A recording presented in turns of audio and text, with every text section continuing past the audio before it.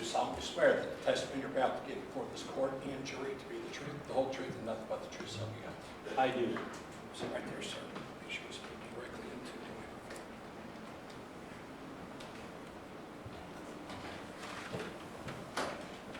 microphone. Morning. Good morning. Could you tell everybody your name and spell your last name? Edward Kevin Lattyak, Lattyak. And what's your occupation, Mr. Lattyak? I am the firearms section supervisor at the Hamilton County Coroner's Office Crime Laboratory here in Cincinnati.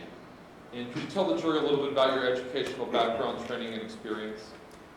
Basically, as a firearms and tool mark examiner, which is what I do, my training consists of working in several laboratories with other examiners many years ago, about 35 years ago, training with various firearms courses put on, whether they're from the FBI or from firearms manufacturers, or attending seminars at a professional association meeting. I was also professionally trained as a gunsmith. Judge, I would stipulate that Mr. Lattyak is an expert in firearms. Go ahead. Thank you, Mr. Matthews. Could you let the jury know, Mr. Lattyak, just generally what type of things that you and your team do at the Hamilton County Coroner's Lab? Yes, basically it's myself and two other firearms examiners, and we examine guns, ammunition, and ammunition components. So whenever there's an event where a gun is used or ammunition is involved, we examine those items. And what type of things are you looking to do when you examine those items? The most common request we're going to get is a firearm functional? If there's a bullet that's recovered from a shooting scene, what can we tell the investigators about it? Can it be matched back to a specific firearm? We can do those things. It's the same with the cartridge cases that are recovered at crime scenes. We can tell the investigators what type of cartridge case it is and match it back to a gun oftentimes. And how are items submitted to you, Mr. Lattyak? The items are typically brought in by the submitting agency. Sometimes the items are actually brought up from the morgue downstairs if it's a case of a bullet that's recovered. They're brought up to our evidence property room, our property area, and they're brought into the firearms section, at which time we will check them out for analysis.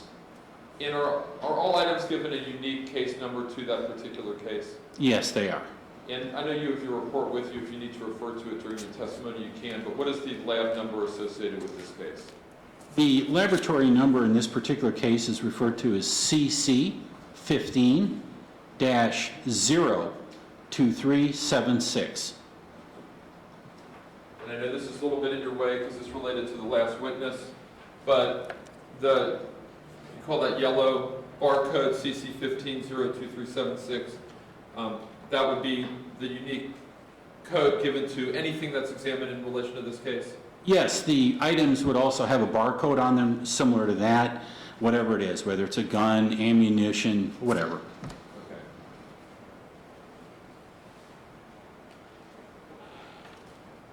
Could you let the jury know, Mr. Lattyak, what items were submitted to you for your analysis in this case? Yes. There was a handgun submitted for examination and test firing. There was also a small fragment recovered at the autopsy. There was also a recovered bullet, and there was a recovered cartridge case. And the last two items, that bullet and cartridge case, are basically an ammunition component. And then lastly, there was a hat that was reportedly worn by the victim, and that was also submitted for analysis as well. Other than the hat, what were you asked to do then, Mr. Lattyak? Basically examine the firearm, test fire it, see if it's functional, take the small fragment that was submitted as well as the recovered bullet, do a microscopic comparison or analysis, which we can do, and determine whether that bullet was fired from that particular gun. We can also do a similar examination, which we did in this case, on the recovered cartridge case. Some people call it a casing, but it's that component of ammunition. So what we did is basically test fire the gun and examine the bullet and casing and compare them to the gun. Let me show you There's a bag that's marked State's Exhibit 8O, and maybe if you could first look at that bag. Does that look familiar to you, Mr. Lattyak? Yes, it does. It bears the laboratory case number as well as the orange sticker that I place on the container as well. That would have all the pertinent information. And the actual handgun, again, Police Officer Odom made sure it was safe, but if you could take another look at that for me. Again, the slide is back on this firearm. The chamber is empty, so this gun would be considered safe. And tell us what State's Exhibit 8O is, Mr. Lattyak. Yes, it is the firearm or pistol or handgun that was submitted for my examination and test firing. And maybe if you could educate the jury, Mr. Lattyak, on how State's Exhibit 8O would work, how a semi-automatic weapon actually operates and works, and what the different parts or components of that weapon are. Yes, the main components on this gun are basically the grip and the frame, which I'm holding right here, grip and the frame, and then this top portion is the slide, and that slide is designed to move forward and backward on the gun. And then, of course, you have the gun barrel. So you basically, three major components on this particular firearm. It's a very common design, very familiar design, and so it's a common style for a handgun. How does that actually work then, Mr. Lattyak, the actual gun, the mechanics of it? Basically, ammunition is loaded into something called a magazine. Some people call it a clip, but it's referred to as officially as a magazine. Ammunition or these individual cartridges are placed into the magazine. The magazine is inserted into the bottom of this gun, into the magazine well. And then what would happen is you would retract the slide. You'd pull it back, because normally it'd be forward, and you'd pull it back. And as it comes forward, it would pick up a cartridge out of that clip or that magazine and load it into the gun barrel. And then at that particular time, it's ready to be fired. And in order to fire this particular gun, it would be like pretty much any other gun. You're going to pull back or depress the trigger. And in this particular gun, it's referred to as a semi-automatic handgun. So you would have to depress it. Every time you depress the trigger, it's going to fire as long as it's got ammunition in the magazine. So in order to shoot it, you have to pull the trigger each and every time. So if I were to pull the trigger that one time, all the bullets wouldn't come out. You have to pull and just keep pulling for more bullets to come out. Again, yes, you'd have to depress the trigger for each and every shot that's fired. And then there's a series of operations or events that's going to happen every time you pull that trigger. Basically, the slide is going to come back almost like you see it now, and it's going to pull that empty cartridge case, the portion of the ammunition that's remaining inside the gun after the bullet's fired. It's going to bring it out of the barrel and basically get rid of it, throw it outside the gun, extract it, and eject it. And then as the slide comes forward, it's going to pick up another cartridge out of the magazine. And again, it's going to come forward, it's going to feed it into the gun barrel. And in order to fire it, you depress the trigger again. And that cycle would keep operating as long as you have ammunition. How many bullets does that particular weapon hold, Mr. Lattyak? This particular gun is designed to hold 13 cartridges in the magazine and 1 in the chamber. And how would, let's say, an officer that would have this weapon, how would you get that ready to fire a bullet once you have that? Would you put the magazine in the bottom of the gun? Yes. And would that automatically mean that one was in the chamber at that point? No, you have to retract the slide and cycle a cartridge into the barrel. Theoretically, you could insert the magazine and also put a cartridge inside the chamber as well. So if you want to make sure that the gun is ready to go, what would you do so that you don't have to pull back the slide to put a cartridge in that weapon? Yes, typically if you were going to carry the firearm, as in most law enforcement applications, you're going to have that loaded magazine. It's going to be inserted into the gun, and the slide is going to be retracted. And again, as it goes forward, it's going to pick up a cartridge out of the magazine, load it into the chamber, at which time the gun is ready to be carried and put into the holster. Okay. And I think you mentioned before, Mr. Lattyak, that was a .40 caliber weapon? Yes. What does .40 caliber mean? When we talk about a .40 caliber, or whether it's a 9mm or 45, that's referring to the size of the ammunition that the gun is designed to shoot. So in this particular case, the correct ammunition would be 40 caliber, Smith & Wesson.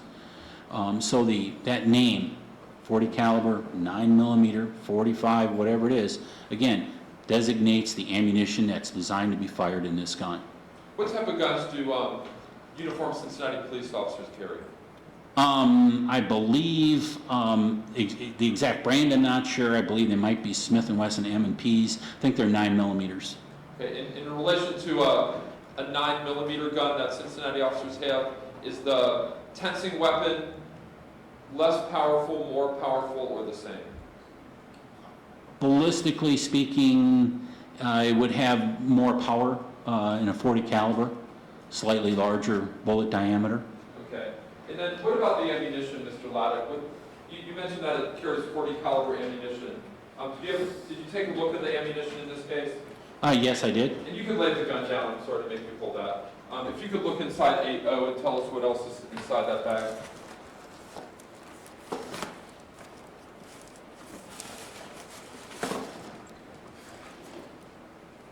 There was some ammunition submitted for examination, and again, I can identify it based on the orange sticker on the package and my sub-packaging.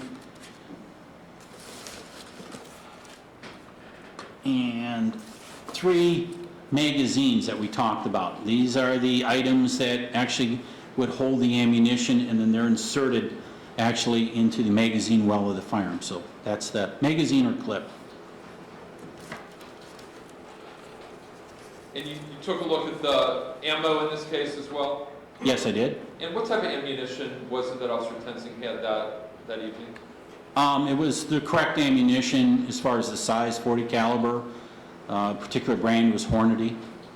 And have you ever heard of hollow point ammunition? Yes. What does hollow point mean? It means that there's a small cavity in the nose or the front portion of the bullet that's contained in the ammunition. Was this hollow point ammo? Yes, it was basically Hornady critical duty ammunition. The specific type. It's a hollow point, but it has a small red plastic or flexible tip that's inserted into the nose area. And what is the purpose of hollow point ammunition, Mr. Lattyak? The main purpose of hollow point ammunition is to get the bullet to expand. And when the bullet expands, it transfers its energy to whatever it's being fired at, its target. So again, expansion of the bullet, transfer of energy. And you talked about like a plastic, something in the weapon is on the bullet as well? They all have a small plastic type of nose or rubber nose. Okay. Yeah.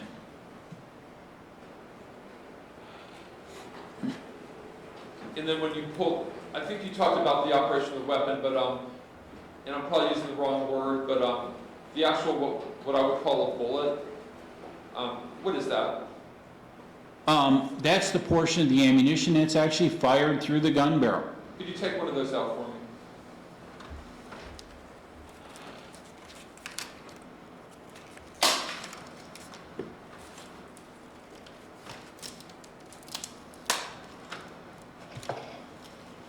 I don't know if that's maybe from the bag. Or is that the? You can actually see some of my Okay. test-fired ammunition. Okay. So you can actually see the bullet, if you look at it closely, through the plastic bag. So there's a fired bullet and a cartridge case. And maybe if you could just let the jury know the components of a bullet then? Certainly, of a cartridge. You talk about a cartridge case, a casing, a projectile. Maybe if you could define those terms for me. Certainly. When we refer to cartridge, let's start with that. Cartridge designates the ammunition itself, or some people call it a loaded round.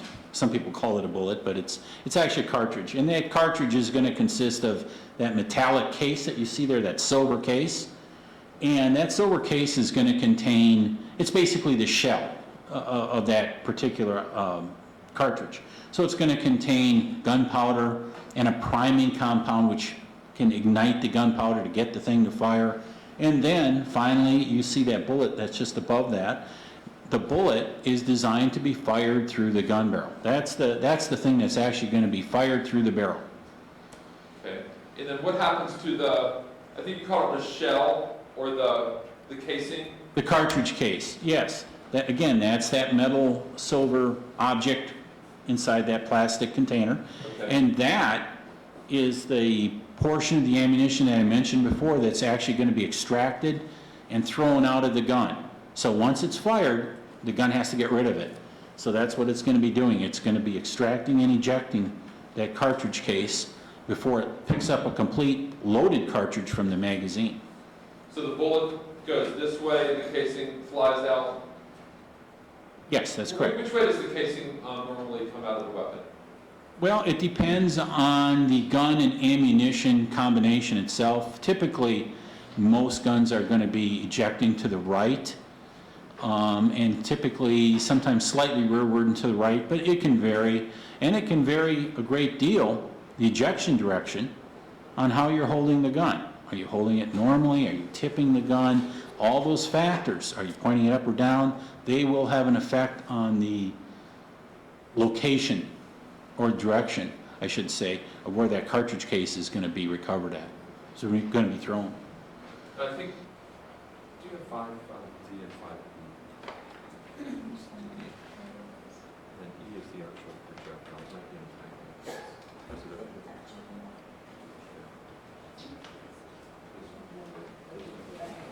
The back.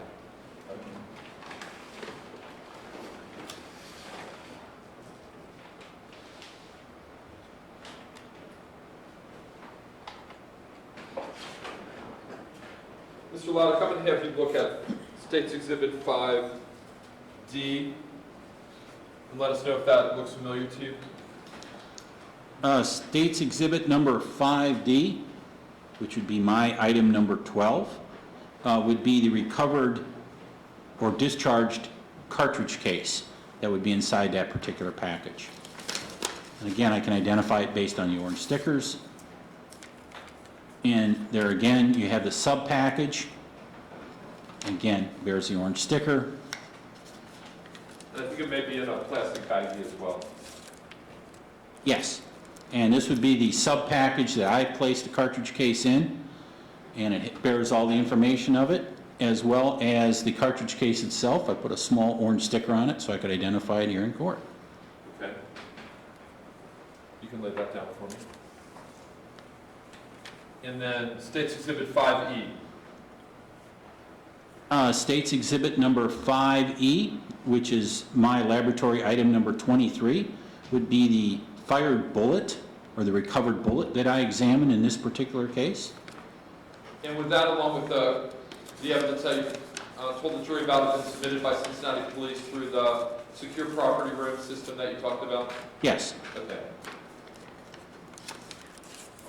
And again, the sub-package, again, the orange sticker that I place on it for identification. And here again, yes, the sub-package, again, the sticker, and the actual bullet item that was submitted for my examination. State's Exhibit 23, Mr. Lattyak. State's Exhibit number 23 would be the package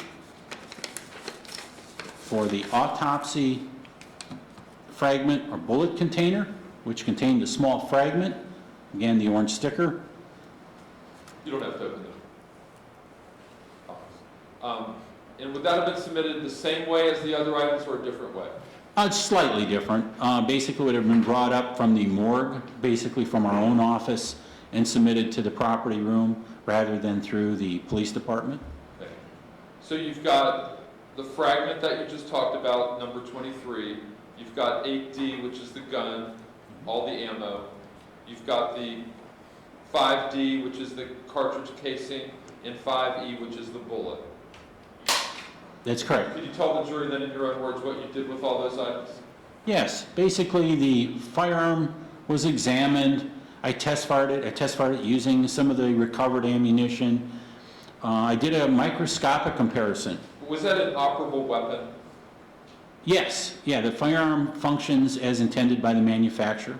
capable of expelling a projectile by means of an explosive or combustible device? Yes. Okay. I'm sorry to interrupt you. Go ahead. So the gun was tested. It was found to be operable, normal operation. An examination was requested on the recovered bullet and cartridge case.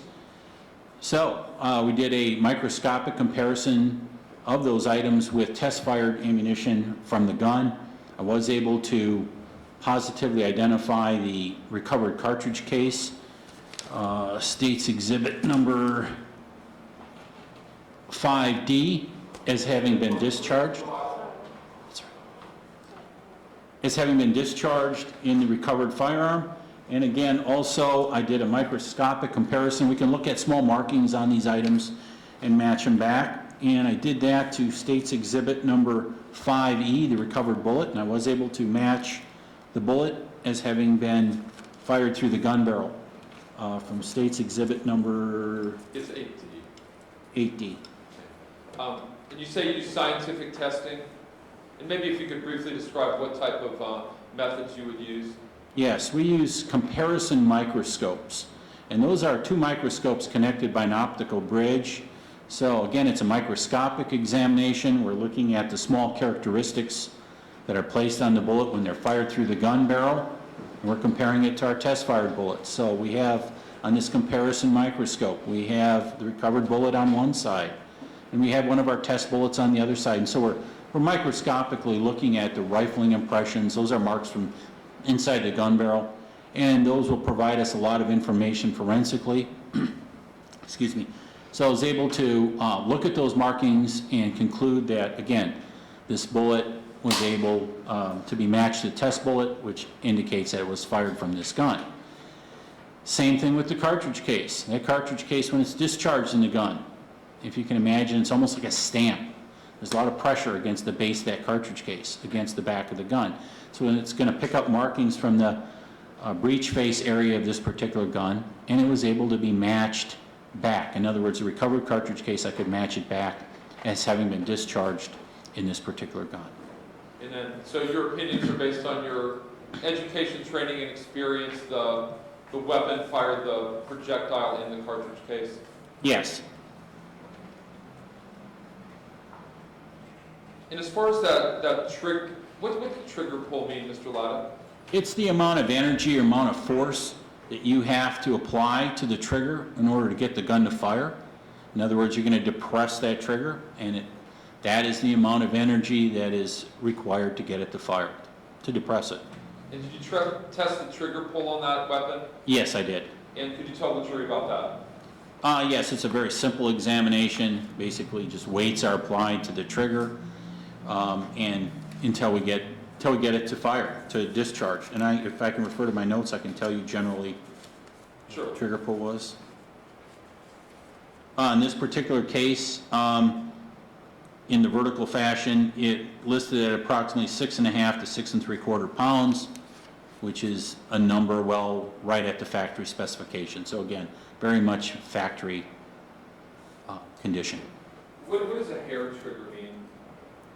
A hair trigger is somewhat of a generic term that's applied to guns that have a very, very light trigger pull, that typically just don't require hardly any force against the trigger to get the gun to fire. So sometimes some people might say if a gun has a hair trigger, you've got to be very careful with it or it could fire accidentally. In this particular case, this would not be considered a hair trigger. Is everything within the normal range? Yes. Moving on then to the red hat that you talked about.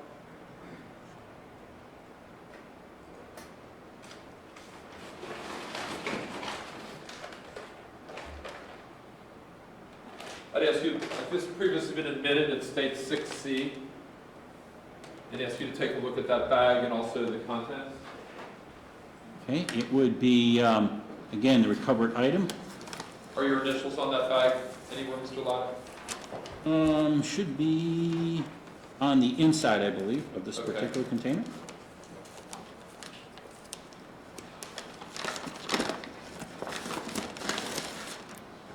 Yes, actually, they are on the seal on this particular item, on the bag, and that's the sub-packaging that I actually use. So I actually put this hat inside this particular sub-package. And could you tell the jury in your own words what you were asked to do with the hat 6C?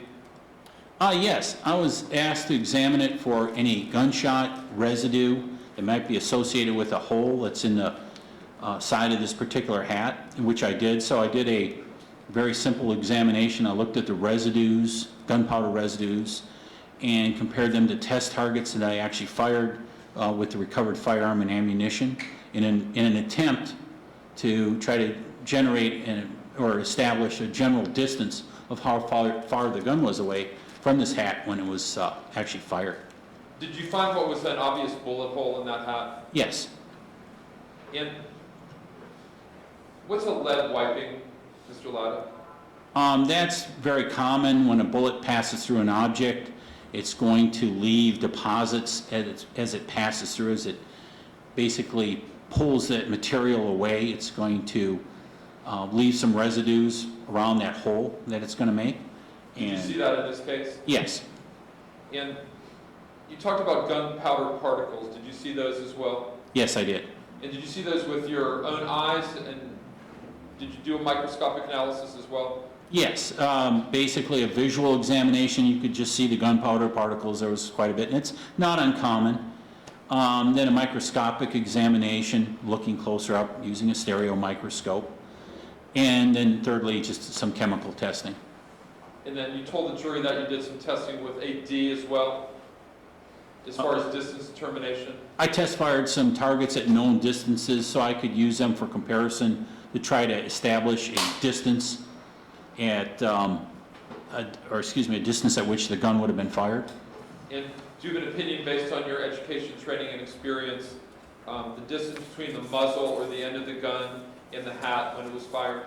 Yes, an approximate estimate was developed to be generally a foot or greater out to, but less than 2 feet. So somewhere between a foot and 2 feet would be an estimate that would deposit those types of residues.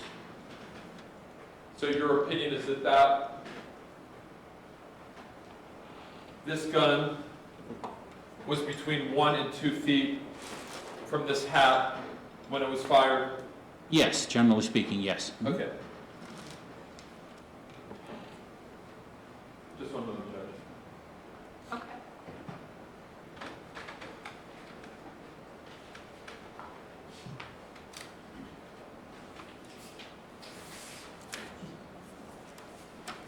That's all I have, Judge. Thank you. Mr. Matthews. Thank you, Your Honor. Mr. Lattyak, what is recoil? Recoil is the force or the energy that this gun is going to produce when you shoot it, when you fire it. When you pull that trigger, you're going to hear the gun go bang. And the gun itself, you're going to feel a force or energy of the slide coming back. So it's not only the cartridge being fired, but it's also the energy from the slide coming back as well. I've seen movies where somebody will fire a rifle, for instance, and it'll blow them back on their butt. Is that recoil? That would be referred to as recoil, yes. How many times did you fire that exhibit, the gun that was submitted to you from Ray Tenzing? I believe approximately 13 times, Did you 11, 12, somewhere in there. Did you ever experience any recoil? Every time you'd fire it, there'd be a certain amount of recoil. It would be common, yes. Did that recoil ever blow you 24 feet from the point where you fired it? No, Did it ever move you at all from the point where you fired it? no. Now, you indicated that your testing indicated that the muzzle of that gun, that is the barrel, was more than a foot but less than 2 feet from the hat that you looked at, correct? I think I said 1 foot or greater, so I would include a foot, but less than 2 feet, so somewhere in that general area. And that would mean that the gun was not pressed up against the hat when it was fired, correct? No, it was no indication of that. But it would still be in rather close proximity. Yes. Did you have any indication that the ammunition that was submitted to you was other than what was departmental issued by the University of Cincinnati? I'm not exactly sure the ammunition that they're allocating, so I have no knowledge of that, yes. You discussed hollow point bullets in your direct testimony, remember that? Yes. And you indicated that they expand when they hit something solid? Well, they're designed to do that. They don't always do it, but that's what they're supposed to do, yes. And why is that? It's to transfer the energy of the bullet. And by transferring the energy, you're going to, again, have that force against the object and hopefully not have it penetrate the object as well, if it's specifically if it's a person.